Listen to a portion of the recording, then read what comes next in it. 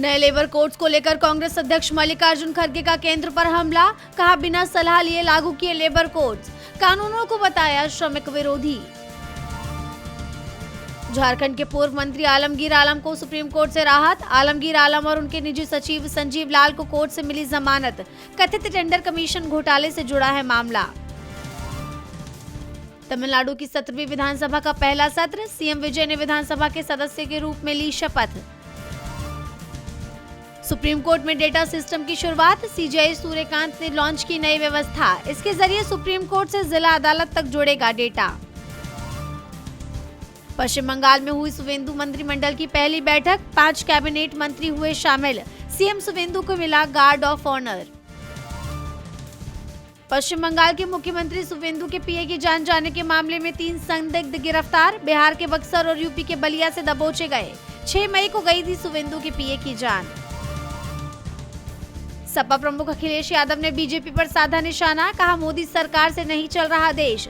BJP को बताया देश के लिए सबसे बड़ा संकट। कांग्रेस सांसद कार्ति चिदंबरम ने की सत्र बुलाने की मांग। कहा, सरकार को तुरंत बुलाना चाहिए संसद का सत्र। देश की जनता से पीएम मोदी की अपील पर उठाइए मांग। डॉलर के मुकाबले 139 रुपए गिरकर 94 रुपए 90 पैसे पर आया रुपया। प्रियंका चतुर्वेदी ने कसा तंज। कहा, रुपया कमजोर होने पर नीति के बजाय भारतीयों को मिलते हैं सुझाव। पश्चिम एशिया संकट पर आईजीओएम की बैठक। रक्षा मंत्री राजनाथ सिंह समेत कई केंद्रीय मंत्री हुए शामिल। पश्चिम एशिया तनाव के कारण देश में उत्पन्न होने वाली कठिनाइयों पर हुई चर्चा। हिजबुल्लाह का बड़ा दावा। कहा, इजराइल के करोड़ों डॉलर के एडवांस आयरन डोम एयर डिफेंस सिस्टम को किया तबाह। हमले में फर्स्ट पर्सन व्यू ड्रोन का किया गया इस्तेमाल।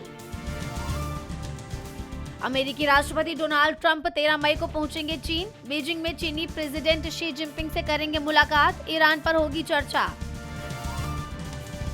भारत चीन संबंधों पर तारिक रहमान के सलाहकार हुमायूं कबीर का बड़ा बयान। कहा, हम दोनों देशों के बीच नहीं बनेंगे फुटबॉल। रहमान सरकार अपना रही है बांग्लादेश प्रथम की विदेश नीति।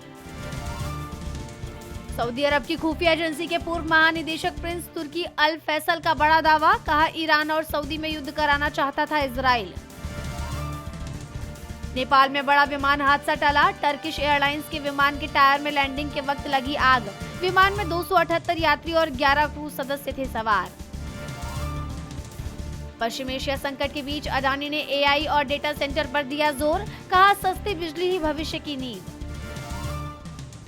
वैश्विक संकटों के बावजूद अर्थव्यवस्था की मजबूत उड़ान। वित्त वर्ष 2026-27 में जीडीपी दर 6.6% बढ़ने की उम्मीद। आईपीएल में आज पंजाब किंग्स और दिल्ली कैपिटल्स के बीच होगा मुकाबला। धर्मशाला के स्टेडियम में शाम 7:30 बजे से भिड़ेंगी दोनों टीमें। फरहाना भट्ट खतरों के खिलाड़ी सीजन 15 में आएंगी नजर। कहा, असली लड़ाई कंटेस्टेंट से नहीं अपने डर से होती है। अक्षय कुमार की भूत बंगला का खौफ बरकरार। 24वें दिन कमाए 4 करोड़। 17 अप्रैल को रिलीज हुई थी फिल्म।